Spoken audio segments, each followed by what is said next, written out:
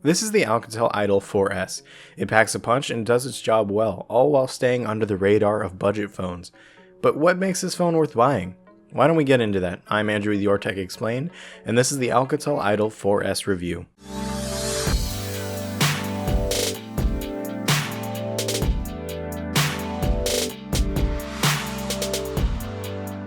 First off, the Idol 4S is a 5.5-inch AMOLED display, coming in at around 1440 by 2560.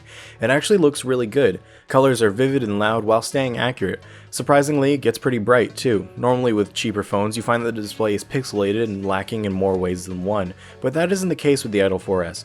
This screen looks great. Hardware-wise, the Idol 4S looks pretty premium. It has a metal edging around the entire body and a glass back.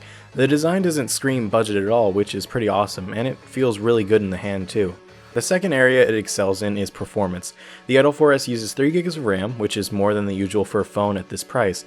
Although the processor is a Snapdragon 625, it doesn't act like it. Everyday tasks are smooth and quick. And there will be a couple small hiccups after a while, but nothing to really complain about. The Idol 4S does in fact have a fingerprint sensor, and it works most of the time, but it's a little hard to find.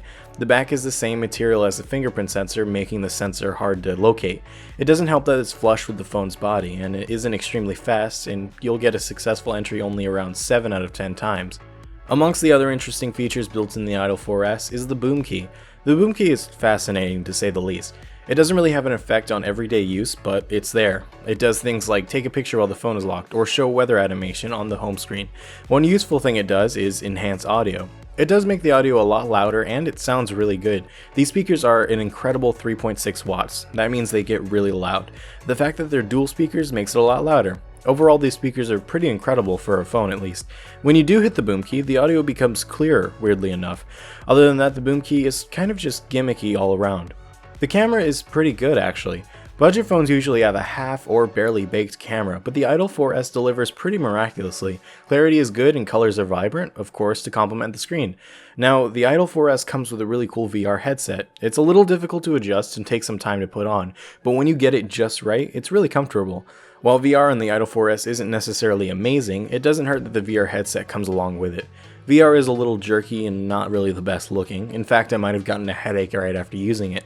Nonetheless, the headset is comfortable and it's great that it's included free of charge. Overall, this being a budget phone and taking everything into consideration, including price and performance, I would say this phone is a solid option for anyone.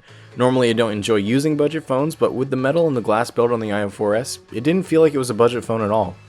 Anyways, that's a review for the Idol 4S, and if you enjoyed the video, please like or subscribe, and we'll catch you next time on Your Tech Explained.